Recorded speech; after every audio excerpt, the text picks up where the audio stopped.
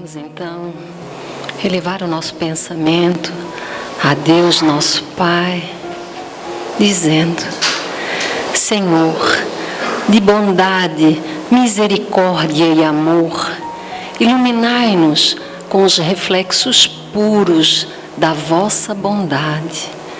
Dai-nos, Senhor, a graça de aceitarmos com resignação a tua vontade, mesmo sendo ela contrária aos nossos desejos.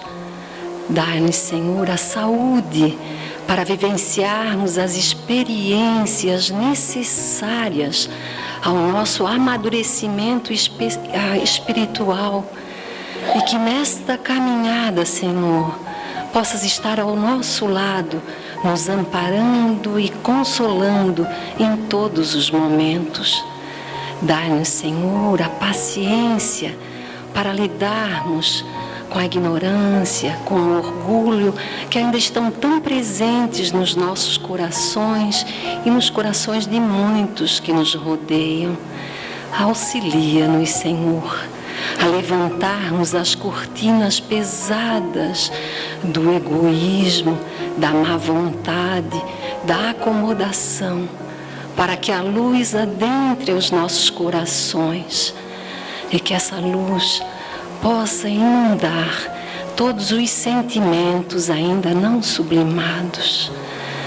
Dá-nos, Senhor, conhecer, compreender as tuas leis sábias e justas, para que com esta compreensão possamos errar menos e vivenciar o amor exemplificado por Jesus, porque o amor, ele ilumina quem o recebe, mas ele ilumina e enobrece ainda mais aquele que o dá.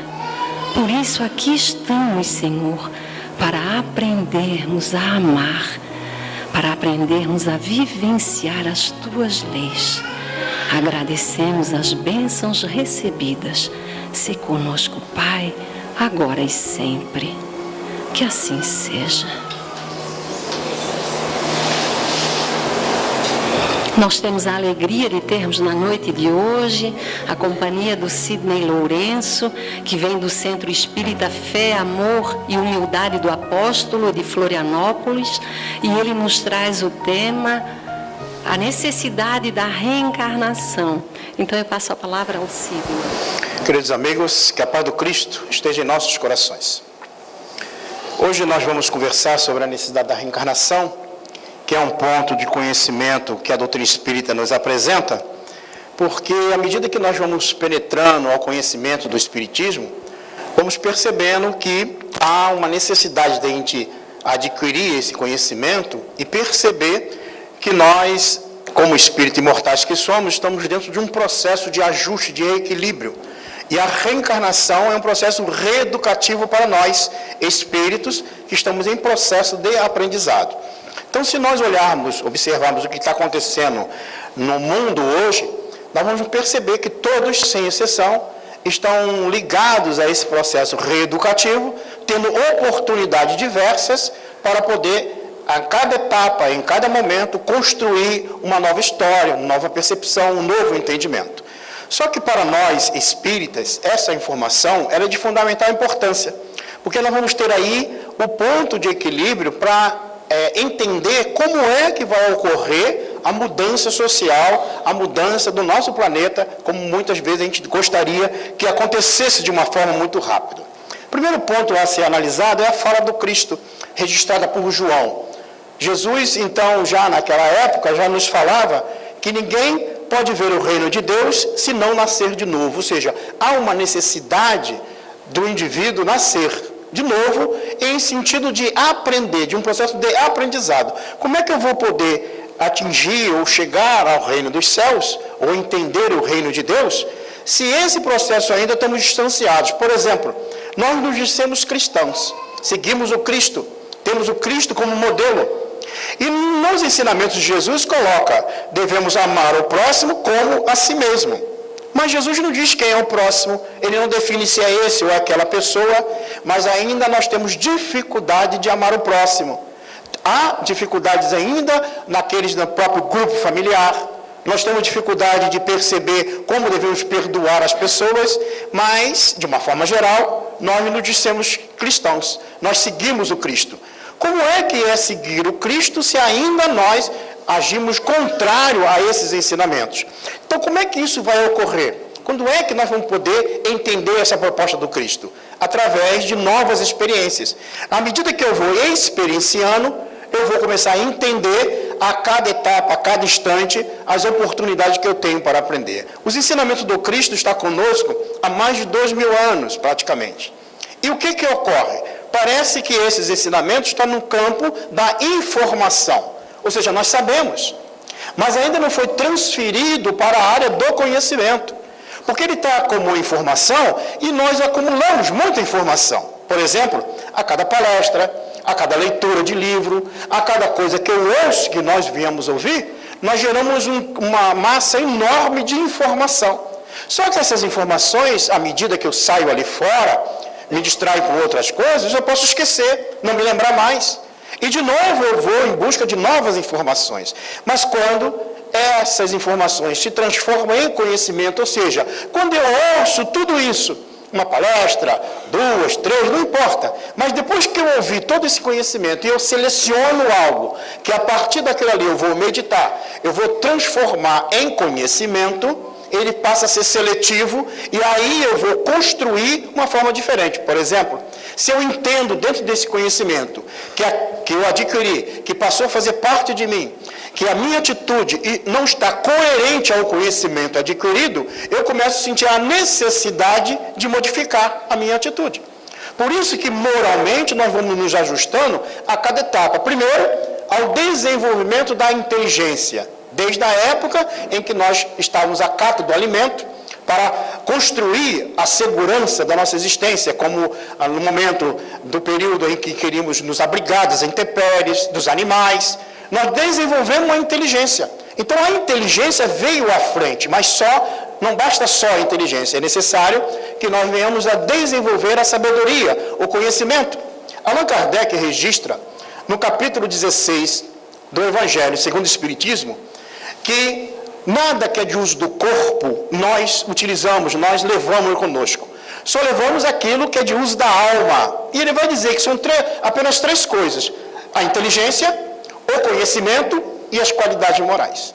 Então a inteligência, que todos nós somos filhos de Deus, seres inteligentes, que estamos em processo de desenvolvimento, adquirimos esses conhecimentos através das informações.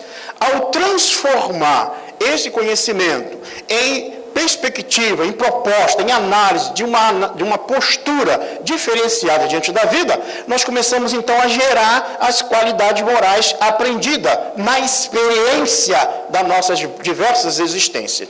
Então Allan Kardec, na questão 614 e 615 do Livro dos Espíritos, ele vai nos apresentar que a lei de Deus é eterna e imutável como o próprio Deus. O homem, o ser humano, só é infeliz quando dela se afasta.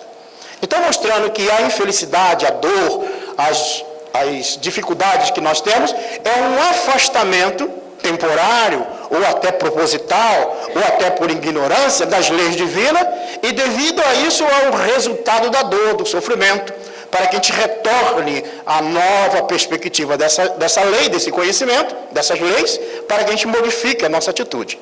E aí ele pergunta na questão 621, aonde está escrito a lei de Deus? E os Espíritos respondem, na consciência. Então, cada um de nós está impresso em nós, por sermos filhos de Deus, as leis divinas em nós. Só que a gente ainda não despertou para elas. Só que ainda a gente não consegue contemplá-las, vivenciá-las. Por isso que é necessário, de acordo com a justiça divina, que venhamos a experienciar quantas vezes forem necessárias, até que essas lições ficam impressas em nossa área, no nosso psiquismo, na área do conhecimento, e transformem em comportamento e em atitude.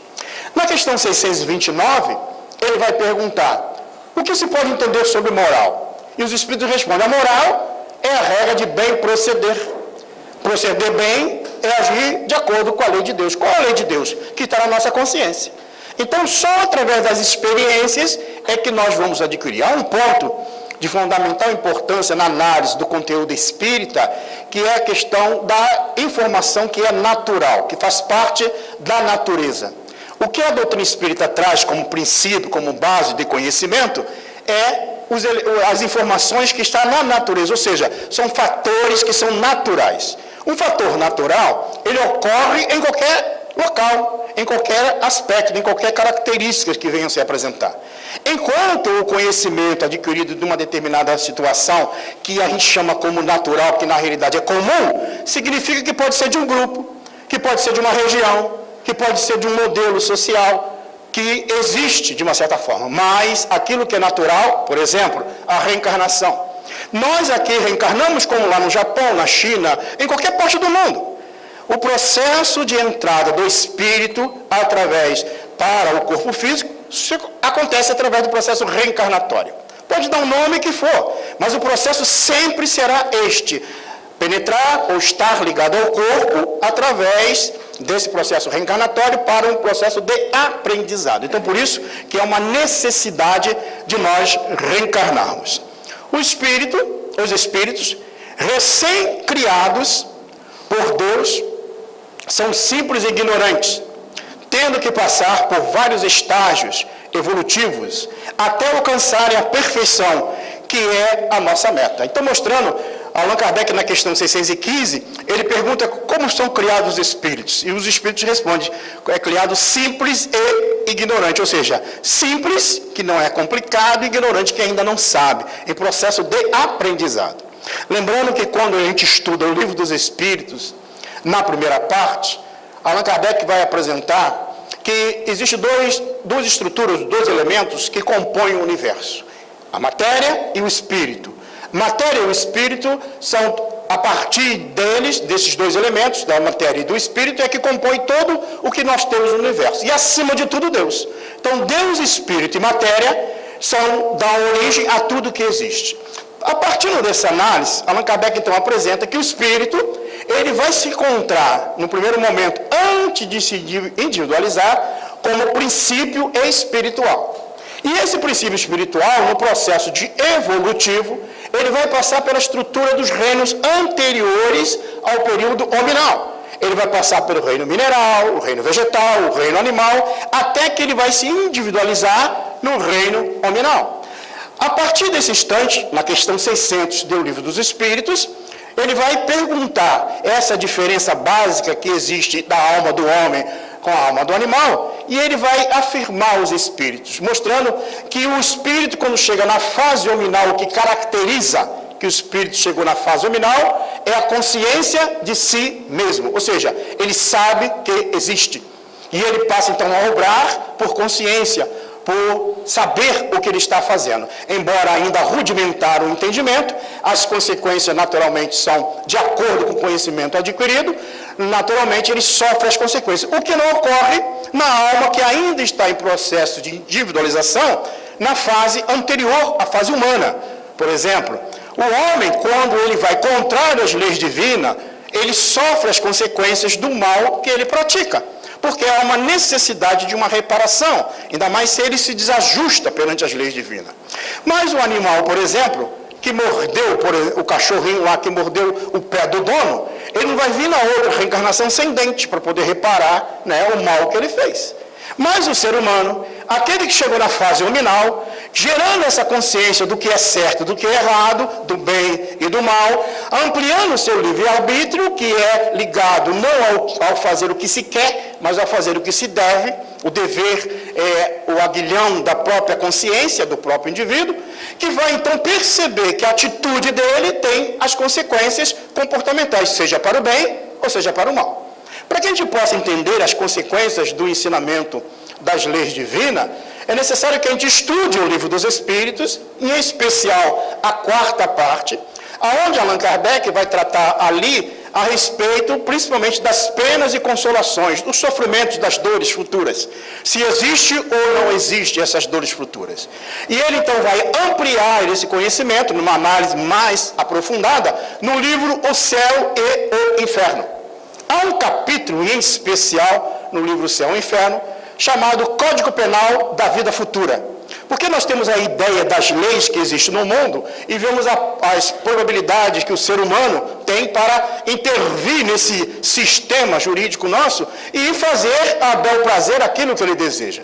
Mas quando a gente analisa e estuda o Código Penal da Vida Futura, vê que não tem essas oportunidades, essas maneiras de intervir, a não ser que você pratique o bem, a não ser que você haja no bem, a não ser que você se ajuste perante as leis divinas. E nesse capítulo do Código Penal da Vida Futura, ele vai apresentar ali no item 16, que são 33 itens que ele apresenta nesse aspecto de uma análise comportamental, que nós, ao adquirirmos essa consciência, ou melhor, essa informação, e transformando ela em conhecimento, nós vamos modificar na maneira de agir conosco mesmo, com o próximo e com Deus. Há um aspecto básico que ele coloca, que quando a alma, como nós, vamos contrário às leis divinas, e nos desajustamos na nossa caminhada, e aí gera naturalmente a dor, o caminho para voltar ao equilíbrio é através do arrependimento. É necessário que eu me arrependa do mal que eu fiz. E no momento que eu me arrependo desse mal, eu entro numa outra situação, porque não basta só o arrependimento. É necessário que eu entre no campo da expiação. Eu sofro aquilo que eu fiz o outro sofrer. E depois eu entro na estrutura da reparação. Fazer o bem àqueles que eu fiz o mal. Então, arrepender-se, expiar e reparar é o caminho para encontrar-se a paz. Por isso que nós vamos ter que nos ajustar. Não dá para fazer isso numa única existência. Por isso que vamos ter que reencarnar quantas vezes forem necessárias. E como chegar a cumprir essa meta da perfeição? Como é que isso vai ocorrer? Uma só existência, do berço ao túmulo, é extremamente limitadora. Então não vai acontecer, não é possível acontecer. Até porque nós temos aí um passado de outras existências, agindo contrário às leis divinas, e não vai ser numa única existência que a gente consegue recuperar todas essas situações. Por isso que a reencarnação se torna necessária como um processo reeducativo para nós outros. E aí nós temos a visão que mostra, somente vivendo múltiplas existências, poderemos progredir integralmente, desenvolvendo a nossa inteligência e marchando ao encontro de virtudes excelsas. Então, como é que eu vou aferir, ou entender, ou passar a agir de outra maneira, a partir do momento que eu a compreendo, que eu passo a vivenciá-la? Por isso que é importante entender que quando nós estamos ligados ao corpo físico, é uma oportunidade única de aprendizado. Porque ao deixar o corpo físico, ao retornar ao plano espiritual, nós entramos no processo de ajuste novamente, que podemos aprender no plano espiritual, que podemos rever conceitos, atitudes, e podemos reencarnar. O processo reencarnatório é diverso para cada um, embora há numerosos espíritos fora do corpo, mas para reencarnar, podemos reencarnar quase imediatamente. Recordo-me que a minha mãe, por exemplo, quando eu sou o sexto filho, né? Ela já era do segundo casamento. No primeiro casamento dela, ela teve 2 filhos. E os 2 desencarnaram quando ela casou muito nova. E os 2 desencarnaram por problema de doença. E depois ela, casando com meu pai, teve mais 6 filhos. Ou seja, na realidade teve 8. E eu fui o último a reencarnar. E lembro-me que quando eu nasci, era para nascer, melhor, quando ela soube que eu estava grávida, ela pensou em fazer o aborto. Diz a minha irmã depois, né, contando, que ela é mais nova, mais velha do que eu, contou.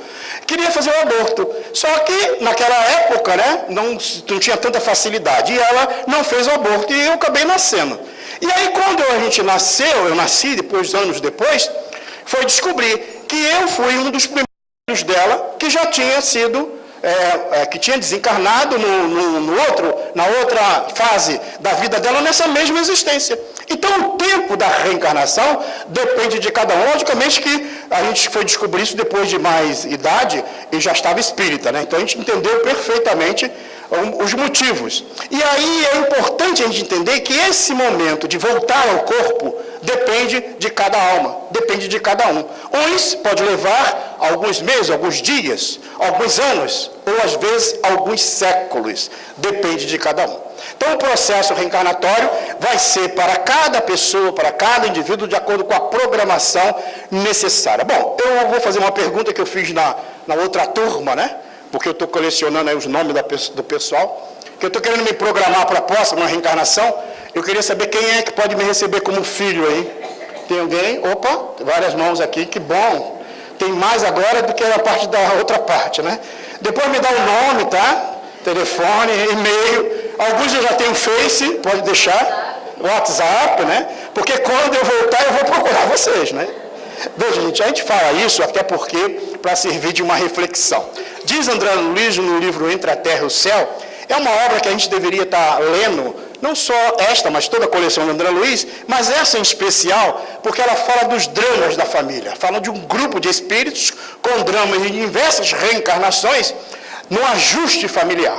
E nesse aspecto, André Luiz diz que são raros aqueles que reencarnam entre amigos. A grande maioria reencarna com aqueles que precisam se ajustar perante o processo da evolução. Imagine eu pegar uma estrada qualquer e vir para cá, eu resolvo nessa estrada,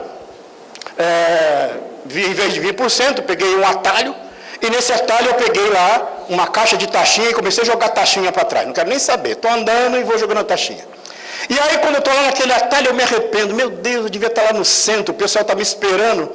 E aí as pessoas, aí eu volto, e vou voltar por quê? Por aquele atalho que eu abri, porque eu me perdi e eu tenho que voltar para o caminho da onde eu me desviei. Aí quando eu volto, encontro o quê? As taxinhas. E quem jogou? Foi eu mesmo, não foi ninguém que jogou. Só que aí eu tenho que tirar as taxinhas do caminho. Mas só que quando eu peguei aquele atalho, alguém me viu, eu gosto tanto do Cid, né? Eu vou atrás dele. E aí lá furou os pés, porque não sabe que eu estava jogando taxinha no chão. Furou o pé, está lá com o pé cheio de gangrena e disse assim, agora ele vai ter que me ajudar. Quando ele voltar, ele vai ter que me ajudar. Aí quando eu volto, eu tenho que tirar as taxinhas do caminho e tenho que fazer o quê? Ajudar aqueles que acreditaram em mim. Então, quando eu volto de novo a conviver com aqueles, aí tem uns lá que a gente jogou taxinha, eles olham para a gente, jogou. Né? A gente olha para o outro, jogou. E fica um querendo cobrar do outro, né? Não sabe quem jogou a taxinha em quem. Mas o que acontece? Nós nos encontramos de novo, nos mesmos lugares, com as mesmas pessoas que precisamos ajustar o nosso passado, a rever nossas atitudes. Está lá no capítulo 5 do Evangelho segundo o Espiritismo. Eu costumo sempre citar aonde está esse conhecimento para que as pessoas busquem, porque a fala muitas vezes nossa, que somos nós que interpretamos ou tentamos interpretar o conhecimento espírita, às vezes pode estar uma interpretação particular, pode ter uma fala nossa que às vezes não condiz com o conhecimento da doutrina espírita, mas se aqueles que estudam forem à fonte, vão encontrar informação e verificar se a nossa fala está coerente ou não, que acho que é o dever de todos nós, porque a doutrina é uma doutrina livre de exame, e todos devem estudá-la, aprofundando, para poder o quê? Que essas consequências morais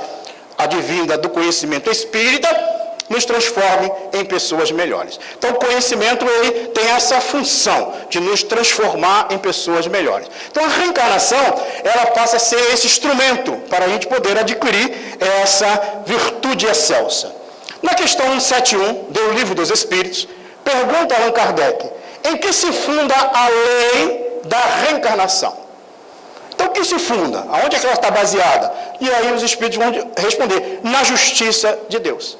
É preciso, então, como eu disse, lá no livro O Céu e o Inferno, que é um livro que vai tratar sobre a justiça divina, a leitura desta obra vai nos facilitar a entender como funciona a justiça divina. Vai nos permitir a perceber a grandeza dessa estrutura do conhecimento das leis divinas. Inclusive, Allan Kardec registra ao final do livro algumas histórias, alguns casos verídicos de espíritos que são evocados, ou seja, são pedidos para que ele relate a sua situação em vidas anteriores, em vida quando ele estava na Terra, para que eles relatem as suas dificuldades. Então tem vários casos, tem um grupo de espíritos em processo de expiação em quadros diversos, como paralisia cerebral, ou dificuldades outras, doenças graves, ou uma série de situações. É importante para a gente ler, porque a gente vê casos hoje semelhantes acontecendo na sociedade e muitas vezes a gente não entende por que está acontecendo.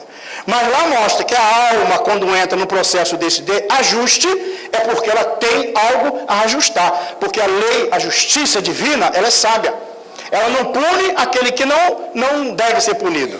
Na realidade, nós estamos sempre ligados ao nosso passado espiritual, de acordo com o nosso próprio comportamento. Então, o fundamento da reencarnação, da lei da reencarnação, é na própria justiça divina, ou seja, dá oportunidade a todos, sem exceção. E aquele que aproveitar o processo reencarnatório, logicamente avançará. Como um aluno que vai para a escola e procura estudar, avança. E aquele que malbarata, que come merenda, que deixa para depois, vai demorar mais tempo. Só que há um detalhe, nas leis divinas, todos chegarão a serem espíritos mais evoluídos. Mas ainda na nossa caminhada, aqui na Terra, há essa dificuldade desse entendimento.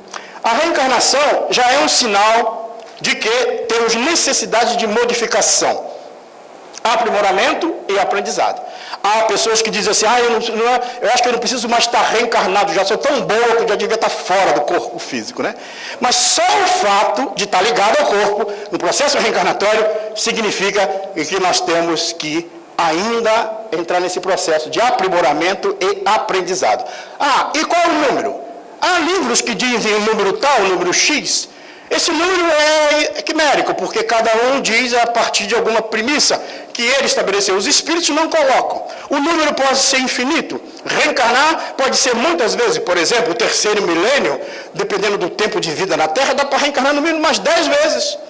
E a gente reencarna muitas das vezes para ajustar as mesmas coisas que nós deveríamos ter ajustado e ainda não ajustamos. Quando nós estivemos aqui, já faz algum tempo, fazendo a fala a respeito sobre os anjos de guarda, espíritos protetores, eu me referi a um comportamento nosso que é muito real que acontece.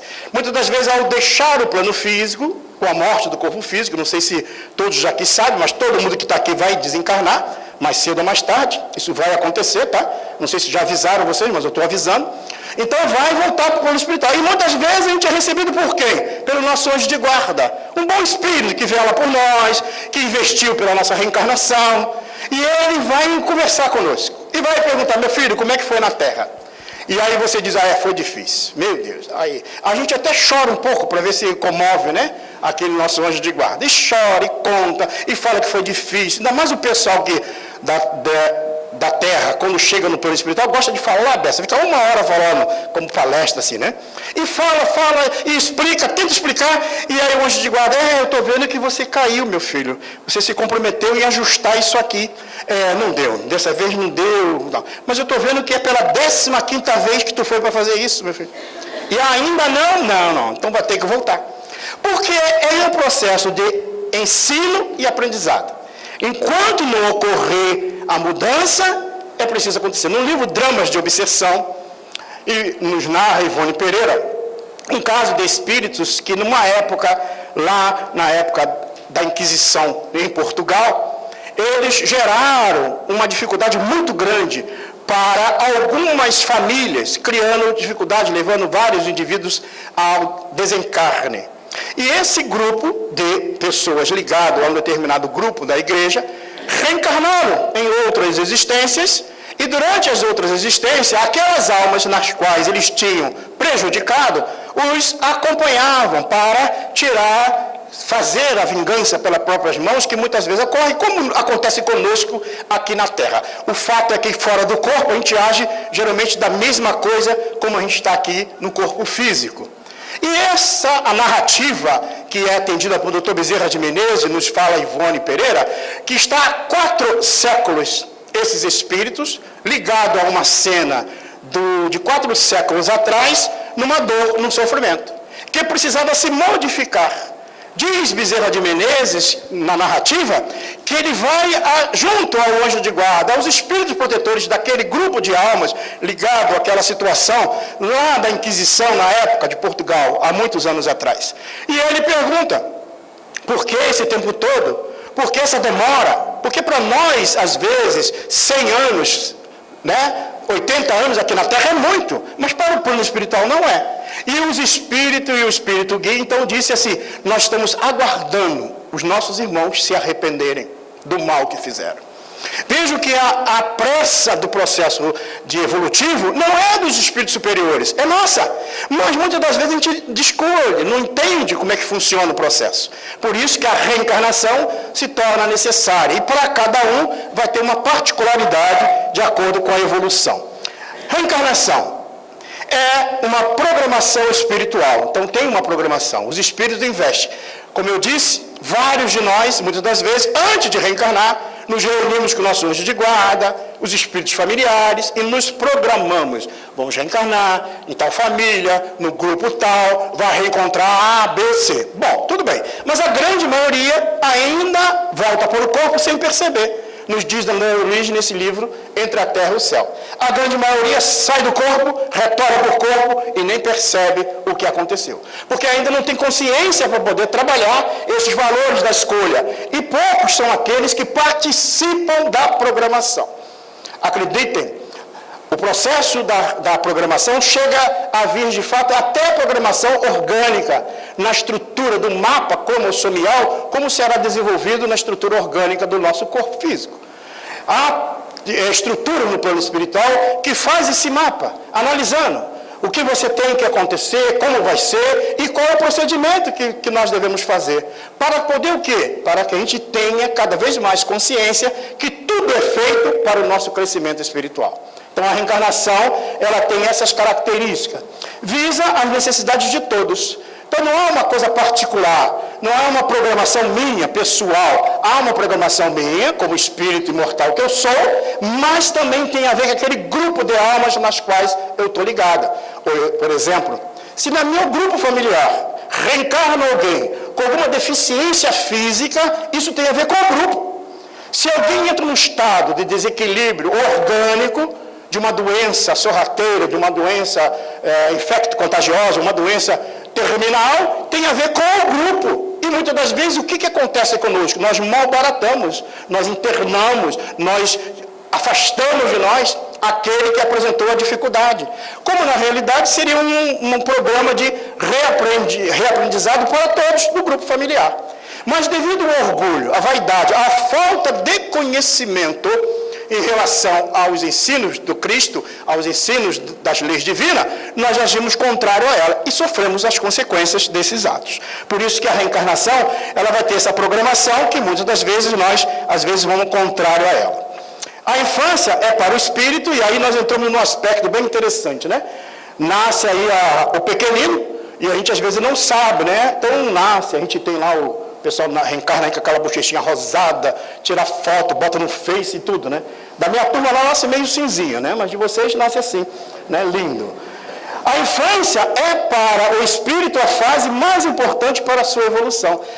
Aí que está o ponto de equilíbrio que nós vamos um dia entender e ajustar ou ajudar para que evite ou modifique, melhor dizendo, essa estrutura social que nós estamos percebendo, através da infância, porque nesse período, como nós já fazemos também numa palestra anterior, que aqui que nós falamos sobre a mediunidade no lar, nós explicamos que o espírito, quando reencarna, até os 7 anos de idade, ainda está no processo reencarnatório, ou seja, até os 7 anos de idade é mais maleável para ser levado a ele um processo educativo, ou melhor, reeducativo desta alma. Por isso que as crianças percebem o mundo espiritual com maior facilidade. É o período melhor para que nós, os pais, aqueles incumbidos da educação, incuta valores morais a esse período, porque esses valores estão amortecidos, melhor, o valor do espírito está amortecido de vidas anteriores, porque ele não é uma tábula rasa, ele é um espírito que tem experiências milenárias. Só que pelo véu do esquecimento, no processo reencarnatório, ele não lembra, ele esquece temporariamente o que ele foi. E é o melhor período para se incutir hábitos novos, trazendo um processo educativo não de livros, mas a educação moral, a educação que incute hábitos saudáveis. Por exemplo, as casas espíritas hoje estão tendo já uma amplitude da área da evangelização para os bebês. para as crianças de todas as idades, porque é um período importante, foi já visto, entendido, como a própria doutrina fundamenta, que é importante. Para quê? Para que a gente mude o quadro social existente, é preciso que cada alma dessa que mergulha no corpo, que vem na responsabilidade nossa como nossos filhos, ou parente, ou amigo, ou primo, ou neto, não importa qual seja a ligação, para que a gente conduza ela para o caminho do bem. Ou seja, para que ela refaça a caminhada que talvez ontem ela tenha mal embaratado em relação às leis divinas. Deus dá ao Espírito, na infância, a aparência da ingenuidade, para que nos afeiçoemos a Ele, pois esse amor se enfraqueceria à vista de um caráter áspero e intratável. Na realidade, tem até uns pequeninos aí que é bem terrívelzinho, né? Mas mesmo assim, nós encontramos ainda a afabilidade nessas crianças. Mesmo com aquelas características que a gente às vezes sente que é difícil, mas não é como um adulto. Mas ele tem a probabilidade de receber novos incentivos. Por isso que no seio familiar, no grupo social em que vivemos, devemos auxiliar essas almas, gerando valores morais equilibrados, oportunizando análises mais profundas para ele entender. Agora, esse final de semana, nós estivemos ali na região de Garopaba, realizando curso de passe, e após termos feito todo o estudo de passe, tinha um pequenino, devia ter uns 7 ou 8 anos, assistindo com a mãe, e depois que terminou, as pessoas vieram cumprimentar, como é normal em algumas ocasiões, e depois ele veio e virou para ele assim: gostei muito da sua palestra. Eu falei: oh, que coisa boa, eu gostei muito, a sua fala é muito boa. Eu falei: 7, 8 anos, eu fiquei assim. Então veja, as almas, elas recebem.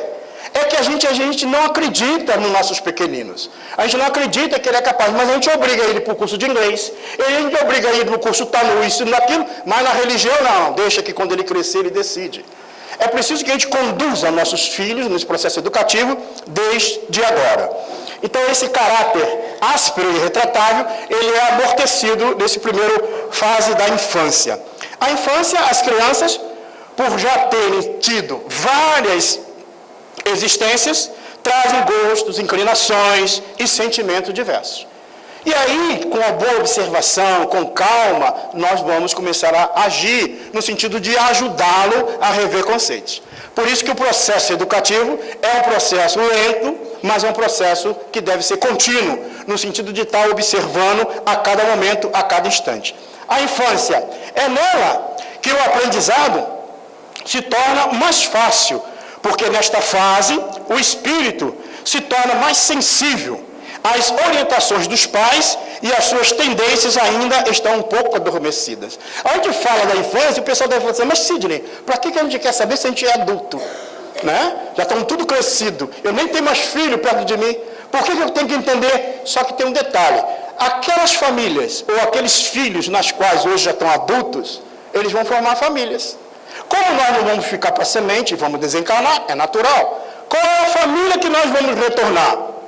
Aquela na qual nós já temos ligações. Por isso que eu perguntei, né? O pessoal aí que quer me receber como filho, né? Por quê? Porque a gente já vai escolhendo alguém para reencarnar. Porque diz André Luiz que é raros aqueles que reencarnam entre amigos. Então, muitas das vezes nós vamos voltar. E se por acaso eu não preparo um bom ambiente, eu não educo aqueles meus filhos para que ele forme famílias equilibradas, qual é a família que eu vou reencarnar? Qual é o modelo dessa estrutura social da qual eu vou estar ligado quando eu tiver que retornar ao corpo físico? Vai ser a família desajustada, desequilibrada. Por isso que é importante a gente entender que essa fase da infância é de suma importância. E é fácil porque nessa fase o espírito se torna mais sensível às orientações dos pais e as suas tendências ainda estão um pouco adormecidas. Então, essas tendências estão adormecidas porque tem um propósito.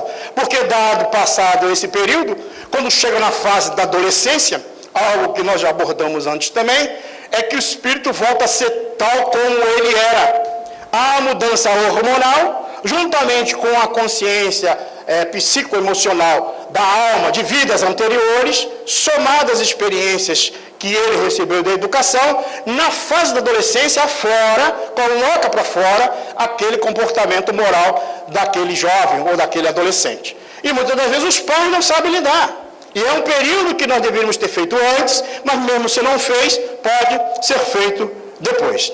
A infância, partindo do ponto que nossos filhos são espíritos, ainda imperfeitos, temos que verificar quais são as suas necessidades, observar as suas tendências, procurar descobrir os seus defeitos, sentir as suas reações, no processo de uma consciência crítica. Hoje nós temos muita dificuldade, e a gente encontra alguns pais nos falando da dificuldade que tem para mostrar para o filho a necessidade dele interagir com a família. E hoje tem o celular, né, as redes sociais que mantêm as pessoas presas. Então coloca as regras no sentido de mostrar que nem que seja 10 minutos. 10 minutos sem celular dentro de casa. Porque passou de 10 minutos o pessoal pira, né? Mas 10 minutos no mínimo. Para poder começar a mostrar a necessidade dessa convivência.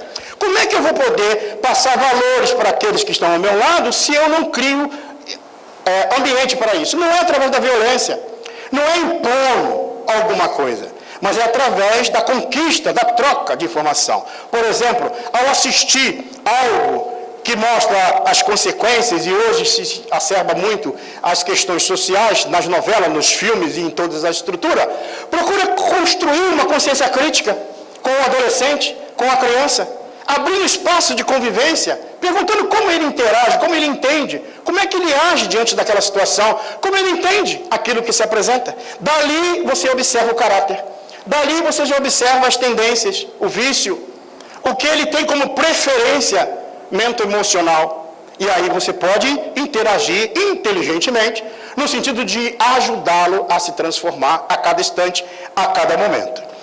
A educação, né, mostram-se orgulhosos, por exemplo, precisamos ensinar-lhes a humildade. Mas é preciso também que a gente exercite a humildade, né? Não adianta só a gente falar para o outro fazer. Se por acaso eles são rebeldes, precisamos ensinar-lhes a disciplina. Como é que é algo que não tem controle? O que acontece? Então mostra a disciplina, como é que deve existir. Porque à medida que ele entende sobre o dever, ele vai entender que ele tem direitos, mas tem deveres também. E o direito dele termina quando ameaça o direito do outro. Então, quando isso é construído a cada dia, a cada instante, e aí quando a gente fala isso, mas isso é conceito espírita? No capítulo 17 do Evangelho segundo o Espiritismo, no capítulo Sede Perfeitos, há uma mensagem sobre o dever. E lá, Allan Kardec mostra essa necessidade da percepção desse entendimento em relação aos direitos e deveres das criaturas. Demonstra preguiça? Será necessário mostrar-lhe o valor do trabalho. Vejam, essas falas aqui, que eu estou mostrando para vocês, está ali embaixo, no Evangelho segundo o Espiritismo, no capítulo 14. Essas falas, ou esses textos que eu coloquei ali, está no nosso Evangelho segundo o Espiritismo, mostrando um processo educativo. Então, se eu quero entender como eu devo fazer uma educação daqueles que estão dentro do meu lar, inclusive comigo mesmo, eu vou no Evangelho. O Evangelho tem os instrumentos para que isso ocorra, numa análise, né? E também no Livro dos Espíritos, no capítulo 7º, que Allan Kardec trata sobre esse assunto.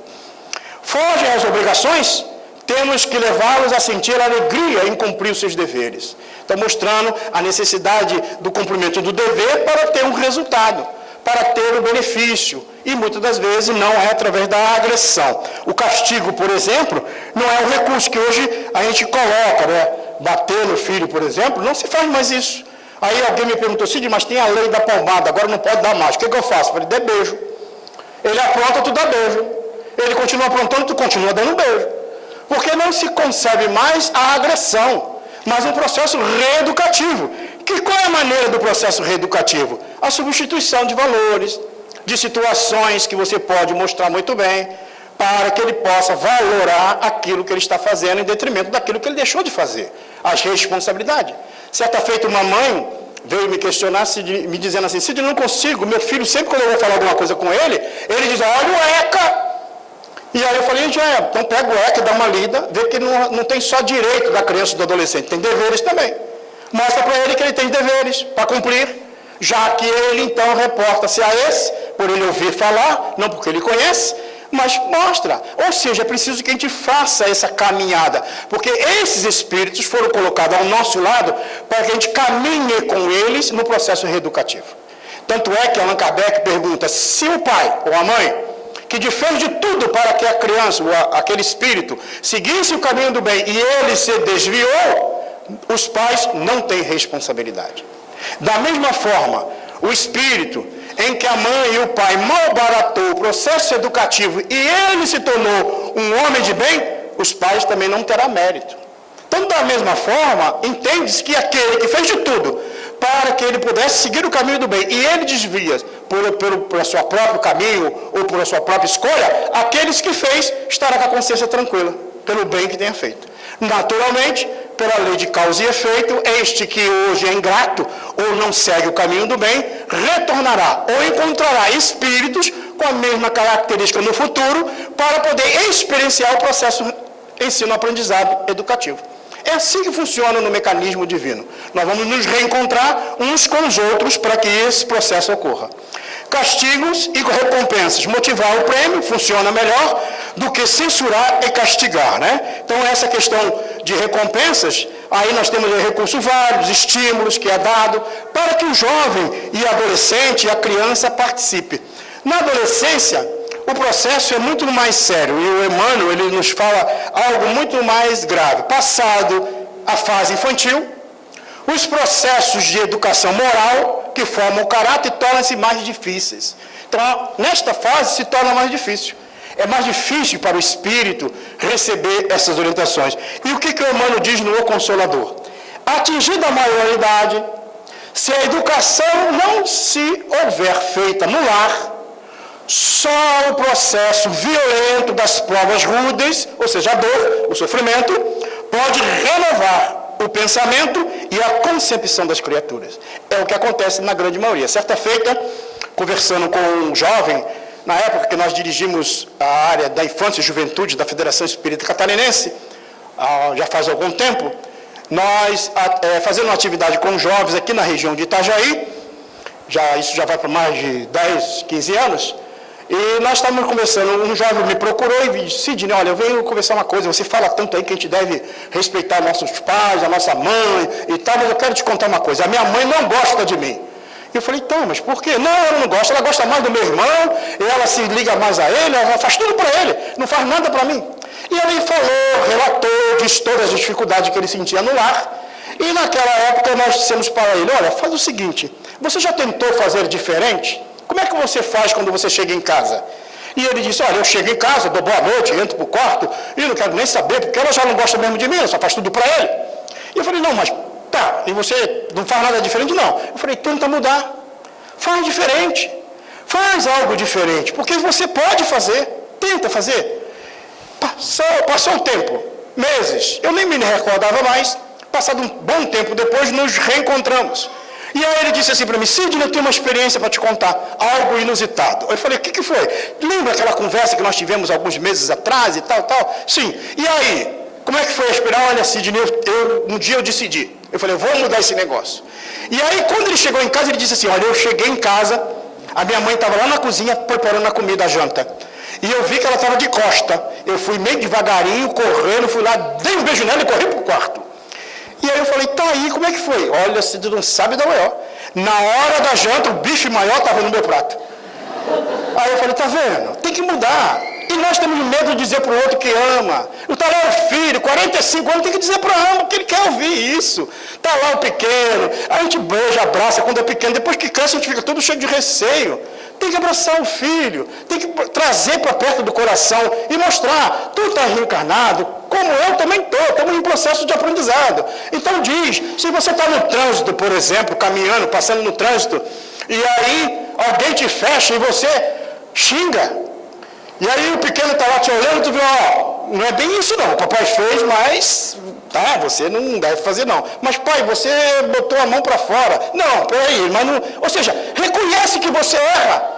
Porque quando a gente começa a se colocar numa postura que faz o que eu falo, mas não faz o que eu faço, eu distancio o outro. Aí ele vai buscar orientação fora. E às vezes orientações desavisadas, desequilibradas. Por isso que conquista, trazer para perto é o melhor caminho. Então o processo da educação ocorre. Então essa fase é uma fase que a própria vida apresenta dores e sofrimentos para que essas almas tenham ou aconteçam, né, algumas dificuldades. Teu filho, ama-o e educa-o, oferecendo-lhe o melhor da tua alma, ainda mesmo que ela não possa compreender a nobreza do teu sacrifício e a grandeza da tua abnegação. Então, mesmo que não reconheça, faça, porque na hora, no final, quando chegar no plano espiritual, vai valer o que você fez, a tua intenção. Não aquilo que vai ser catalogado pelo outro, mas o bem que você fez. Receberás do Pai Celestial a bênção da alegria e da paz. Então, muitas das vezes, a gente se acompliciou em erros do passado, como o caso da taxinha, que nós jogamos no pé do outro, né? E criamos dificuldades para reparar. Muitas das vezes, nós vamos ter que tirar a taxinha do pé dele. Ele veio nos exigir isso hoje, para que a gente vença, para que a gente ultrapasse esses limites. Mas podemos também, como diz Amélia Rodrigues, numa mensagem, que numa determinada época, uma professora começou a dar aula no interior da cidade, numa escola um pouco longe do centro da cidade, e ela pegou o ônibus para ir para a escola e verificou que naquele caminho do centro da cidade até a escola, que ficava bem retirada do centro, o caminho, a estrada era muito árida, muito feia, e o ônibus tinha que correr o ano inteiro, indo para lá e voltando para cá. E ela decidiu tomar uma atitude diferente. E ela, então, quando começou a entrar no ônibus, nas próximas vezes que assim fez, ela procurava sentar na janela e ficava com a mão do lado de fora. De vez em quando ela botava a mão na bolsa e botava a mão do lado de fora.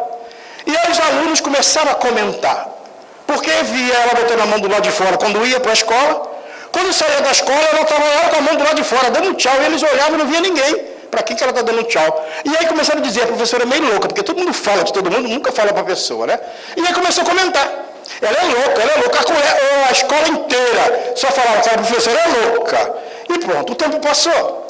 E foi passando o tempo. Quando chegou na primavera, aquela estrada que antes era árida, feia, começou a aparecer flores, começou a aparecer pássaros, borboletas, porque as plantas começaram a aparecer à beira daquela estrada imensa. E aí, depois de muito tempo que os alunos foram descobrir, quando a professora entrou pela primeira vez, ela falou, esse caminho está tão feio, eu quero que esse caminho fique mais belo, não só para mim, mas para todos aqueles que aqui vão passar, que são os alunos, outros professores. E ela então comprava semente, colocava a semente na bolsa e aplicava a semente e lançava ao caminho, florindo, trazendo um ambiente agradável. E todos se alegravam, porque agora ninguém mais saía da janela observando a natureza em volta daquilo ali. Então, a doutrina espírita, companheiros, ela nos ensina esta realidade como espírito imortal que somos. Podemos jogar taxinha, complicar a vida das pessoas e ter que reparar, ou podemos jogar semente de flores diversas, embelezando a vida das pessoas e trazendo paz para nós e para aqueles que Deus colocou ao nosso lado. É o livre-arbítrio. Escolher a boa parte compete a cada um de nós. Não importa se eu não fiz no passado, faça agora. Não importa se alguém ainda não reconhece, procure fazer. E se por acaso alguém te exigir andar 1000 passos, ande com ele mais 2000. É a proposta do Cristo. Porque a única forma de transformar um coração empedernido no erro, no mal, no desequilíbrio, é através daquele coração que resolve amar um pouco mais. Doutrina espírita é a doutrina do Cristo. E a doutrina do Cristo é a doutrina da renovação moral em todas as épocas da humanidade. Muita paz.